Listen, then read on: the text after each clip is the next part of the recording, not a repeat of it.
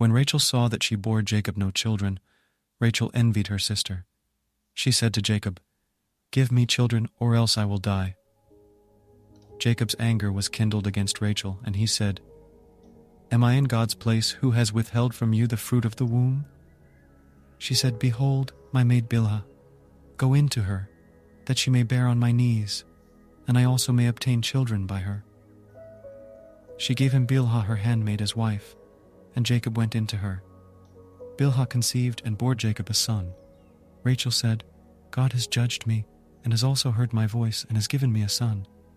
Therefore called she his name Dan. Bilhah, Rachel's handmaid, conceived again, and bore Jacob a second son. Rachel said, "With mighty wrestlings have I wrestled with my sister, and have prevailed." She named him Naphtali. When Leah saw that she had finished bearing, she took Zilpah, her handmaid, and gave her to Jacob as a wife. Zilpah, Leah's handmaid, bore Jacob a son. Leah said, "How fortunate!" She named him Gad. Zilpah, Leah's handmaid, bore Jacob a second son. Leah said, "Happy am I, for the daughters will call me happy." She named him Asher. Reuben went in the days of wheat harvest and found mandrakes in the field, and brought them to his mother, Leah. Then Rachel said to Leah, "Please give me some of your son's mandrakes." She said to her, "Is it a small matter that you have taken away my husband? Would you take away my son's mandrakes also?" Rachel said, "Therefore he will lie with you tonight for your son's mandrakes." Jacob came from the field in the evening, and Leah went out to meet him and said, "You must come in to me, for I have surely hired you with my son's mandrakes." He lay with her that night. God listened to Leah, and she conceived, and bore Jacob a fifth son. Leah said, "God has given me my hire, because I gave my handmaid to my husband." She named him Issachar.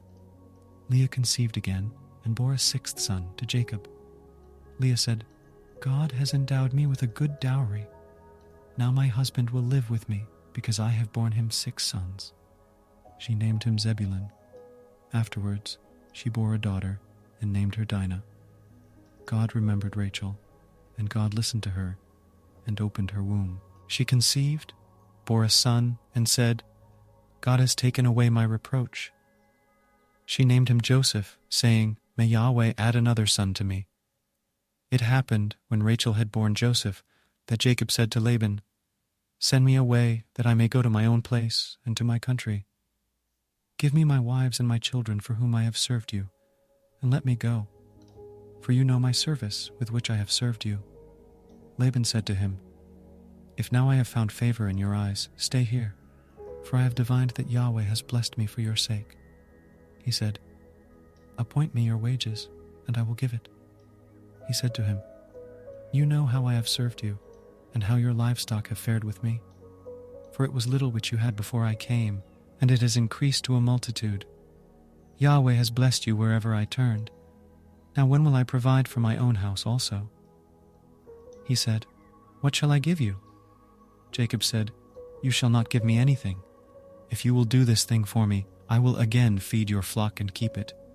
I will pass through all your flock today, removing from there every speckled and spotted one, and every black one among the sheep, and the spotted and speckled among the goats.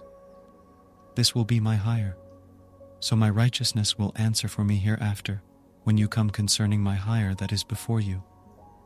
Everyone that is not speckled and spotted among the goats, and black among the sheep, that might be with me, will be counted stolen."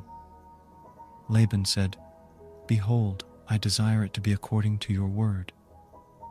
That day he removed the male goats that were streaked and spotted, and all the female goats that were speckled and spotted, every one that had white in it, and all the black ones among the sheep, and gave them into the hand of his sons.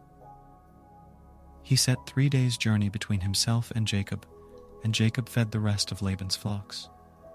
Jacob took to himself rods of fresh poplar, almond, plane tree, peeled white streaks in them, and made the white appear which was in the rods. He set the rods which he had peeled opposite the flocks in the gutters in the watering troughs, where the flocks came to drink. They conceived when they came to drink. The flocks conceived before the rods, and the flocks brought forth streaked, speckled, and spotted.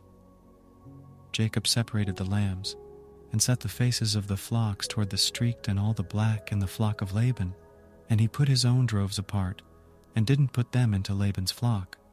It happened, whenever the stronger of the flock conceived, that Jacob laid the rods before the eyes of the flock in the gutters, that they might conceive among the rods. But when the flock were feeble, he didn't put them in. So the feebler were Laban's, and the stronger Jacob's. The man increased exceedingly, and had large flocks, female servants and male servants, and camels and donkeys.